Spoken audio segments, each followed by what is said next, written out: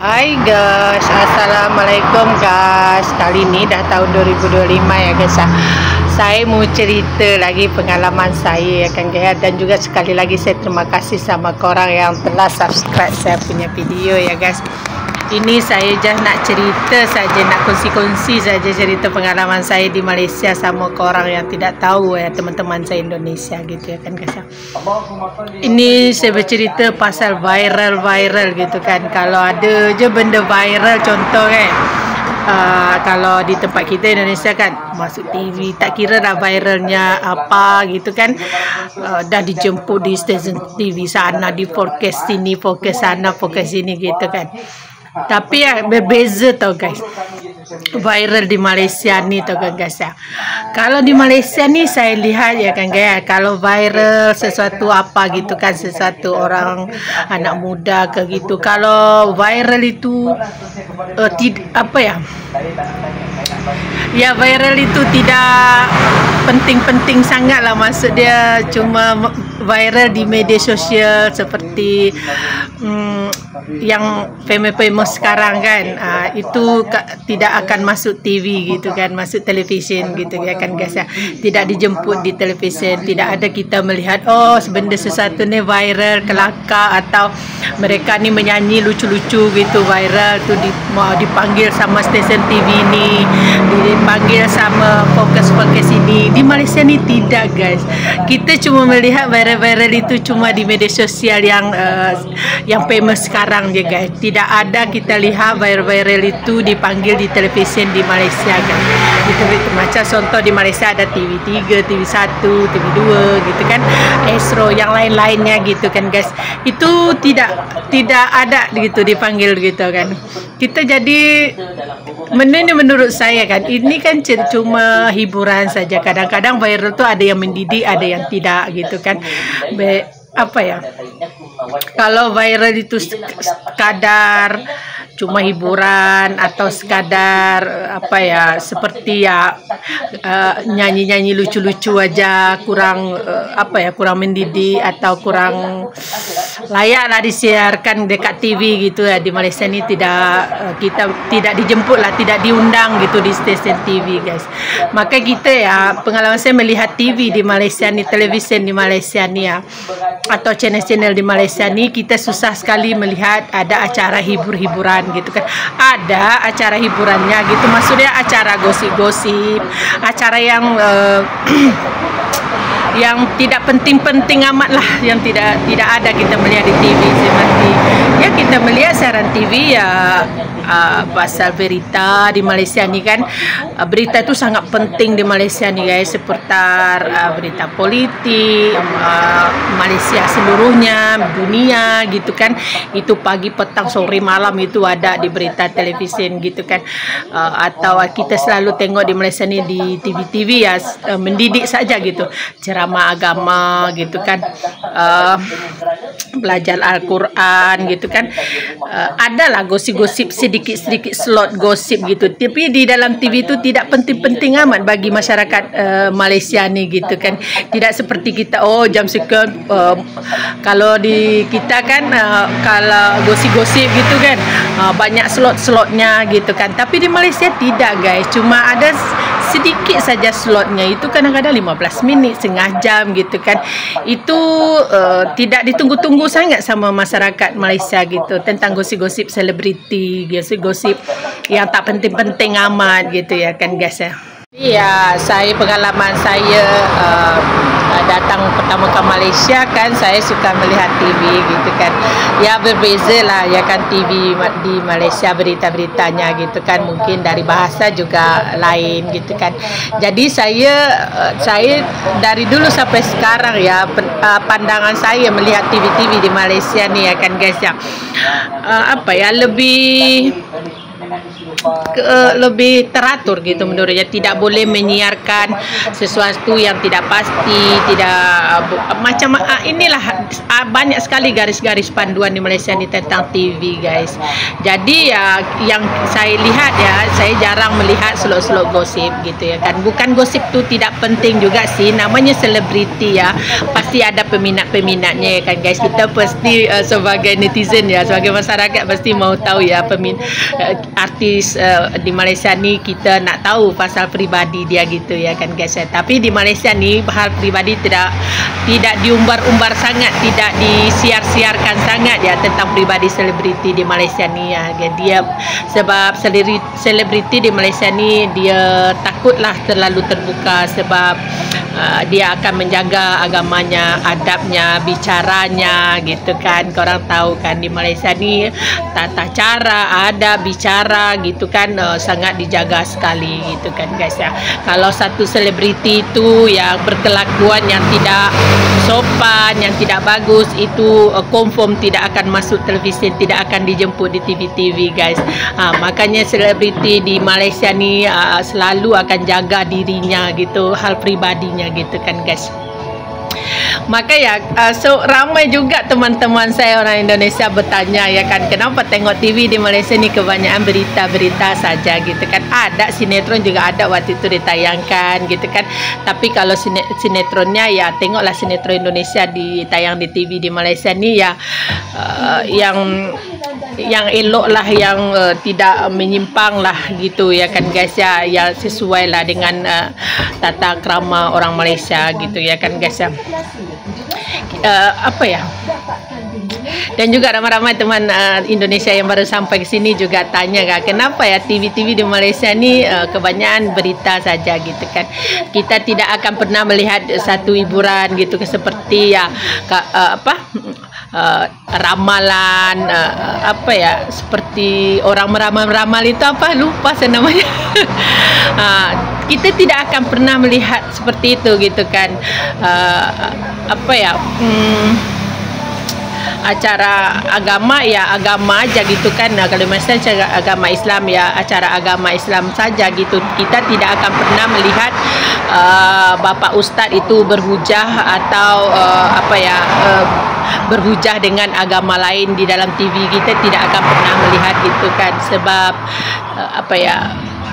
gitulah gitu. Saya tidak pernah melihat lagi seperti ya Bapak Ustadz gitu kan, sebelahnya ada bapak agama lain gitu kan. Mereka ni bertata krama lah, bercakap, berbincang atau berhujat atau bertoleransi lah dipanggilkan. Di Malaysia ni tidak akan pernah kita melihat seperti itu gitu ya kan ya.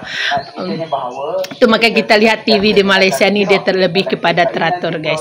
Jadi korang ya yang tidak tahu ya melihat televisi di Malaysia ni memang susah sekali melihat acara selebriti yang gosip-gosip yang mengumbar hal pribadi mereka untuk menaikkan nama. Itu sangat susah sekali di Malaysia ni guys. Tapi ya kan guys, menurut saya bukan televisi saja di Malaysia ni, bukan TV saja di Malaysia ni ya kan guys ya, seperti itu. Tapi media sosial juga ada guys seperti itu. Kita main media sosial atau streaming atau buat live gitu kan guys, harus menjaga adab gitu kayak di Malaysia ni ya. Seperti ya yang terjadi kemarin itu ya, ini yang saya tengok ya, ada seseorang founder itu, seorang selebgram itu live di media sosial ini ya kan guys ya. Dia live di situ, dia adalah orang komen-komen di situ kan. Atau orang komen itu mengatakan bahwa barang itu mahal, tak mampulah dia beli sebab dia kelas menengah ke bawah seperti itu. Jadi selebgram ini jawab setengah live itu, kalau tak mampu ya, kalau kamu orang ini nggak perlu tengok live, dia keluar saja dari live. Itu kena tekanan mental guys. Seorang selebgram ini buat live seperti itu aja bahasanya gitu kan. Itu sangat viral sekali dan sangat dikecam sekali oleh masyarakat Malaysia guys. Maka saya tengok kalau di Malaysia ni, kalau buat live, kalau live streaming di media sosial yang sekarang ini akan gaya atau menjual barang atau live bersendirian atau gimana gitu, harus menjaga adab gitu kan guys. Pakaian, adab atau dibicara lah kalau dibilang gitu kan guys. Tidak boleh kita marah seseorang tu di dalam live gitu ya kan guys. Terus kita maki-maki hamun orang itu, itu, kita telanjangan orang itu dengan kata-kata kotor kita buka aib orang di dalam live itu kan. Itu di Malaysia tidak boleh guys. Kena mental guys, korang kena harus hati-hati guys. Maka di Malaysia nih guys, walaupun itu perkataannya satu kata saja, kalau sudah kena hati orang masyarakat Malaysia, memang korang kena kecam atau mungkin kena banned sekali guys. Itulah di Malaysia ya, yang menggunakan media sosial harus berhati-hati, tidak boleh sesuka hati kita marah something itu, merah seseorang itu kan, kita buka aib dia, kita maki dia dalam live streaming kita hina dia, kita kata-kata yang dia bukan-bukan. Itu di Malaysia tidak boleh guys. Jadi ya korang tengok ya, siapa buat live streaming di media sosial yang famous sekarang, jual barang ke apa, korang akan tengok dia berbicara, berkata apapun, dia terlalu emosi sekalipun guys, korang tengok dia bercakap, orang Malaysia bercakap setengah streaming guys, pasti dia akan menjaga hati-hati sekali mulutnya. Apa yang mau disampaikan dalam live streaming itu guys, di media sosial tu, walaupun di live Facebook atau di live FB atau di live television, di mereka ni, orang Malaysia ni pasti akan menjaga betul-betul mulut dia guys, kata-katanya itu guys. Dia takut tau, akan menyinggung perasaan orang lain yang mendengar, atau tanpa sengaja itu kalau bercakap guys di dalam live, terus kalau orang tidak berhati buat laporan polisi, terus saja ditangkap guys, atau kena denda atau gimana guys. Itu sudah banyak sekali kejadian saya tengok di Malaysia nih guys. Ada satu founder tu Telegram itu jual baju gitu kan guys, itu dah lama juga sih, tapi kesnya baru habis ya kan guys. Itu satu Telegram itu jual baju gitu kan, tapi ya tidak tahu lah, tidak perlu cakap namanya kan. Waktu dia jual baju live streaming itu ya guys, dia sempat dia membaca komen membuat dia emosi gitu kan, buat dia marah gitu kan. Habis tu dia di dalam live tu dia mengatakan sesuatu yang membuat orang Malaysia sakit hati gitu kan. Padahal tak banyak katanya pun, 1-2 kata saja, tapi sangat menyakitkan hati orang Malaysia gitu kan. Itu ya kan guys. Itu Telegram itu masuk ditangkap tau guys. Orang serbu dia punya kilang, orang serbu dia punya rumah, orang serbu dia punya media sosial guys. Kena mental terus guys.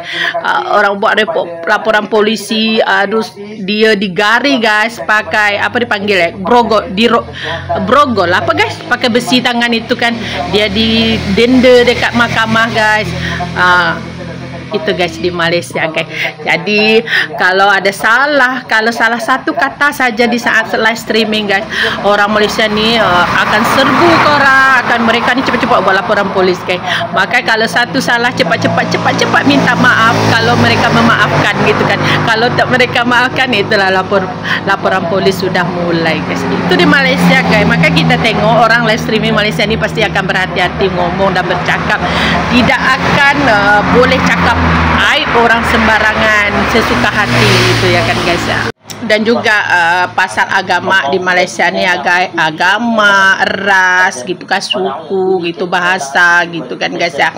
Mungkin banyak orang luar, orang atau orang yang banyak atau orang Indonesia datang ke Malaysia yang tidak tahu gitu, Malaysia ni ada nama satu perpaduan gitu kan. Saya sebenarnya banyak kurang tahu juga tentang perpaduan. Saya tahulah tentang perpaduan antara suku, antara agama, antara ras gitu kan, kita bilang seperti itulah gitu kan. Kalau kita tidak tahu, lebih baik kita diam, jangan banyak berkomen tentang hal dalaman Malaysia gitu kan. Ini kebanyakan ya orang-orang luar ya yang merantau ke Malaysia ya, suka mengusik-ngusik hal dalaman Malaysia. Kita tidak boleh, kita merantau ya merantau saja gitu ya kan. Kita menumpang ya menumpang saja gitu kan. Yang kita tidak tahu jangan kita berkomen banyak gitu kan. Betul tak guys? Ya guys, sampai di situ dulu cerita saya tentang televisi Malaysia atau tentang media sosial Malaysia gitu kan. Banyak lagi sebenarnya benda saya nak ceritakan tentang acara-acara TV Malaysia macam mana gitu ya kan guys ya. Saya hari ini kan guys, anak saya SPM atau apa dibilang ujian akhir gitu kan, taman SMA gitu kan. Dia semalam nelpon saya kan, dia katanya rindu masakan saya, minta dialakan makan, minta didoakan gitu ya kan guys ya. Hari ini saya mau pergi ke tempat asrama anak saya, mengantar sambal lado hijau sama ayam goreng ya, dia maunya seperti itu gitu kan. Saya nanti mengantar dia. Sekarang saya mau masak dulu ya guys. Saya sampai di sini dulu cerita saya gitu kan. Kalau saya ada silap dan salah, saya minta maaf guys. Ini saya ceritakan pengalaman saya saja, tidak ada kena-mengena dengan orang lain gitu ya kan guys ya. Saya mau pergi caw dulu, mau pergi Taiping guys, nengok anak saya. Korang mau ikut tak? Kalau korang mau ikut, saya akan bawa korang tahu. Oke ya guys ya, sampai sini dulu video saya tahu. Jangan salah paham di sini ya. Bye. Assalamualaikum.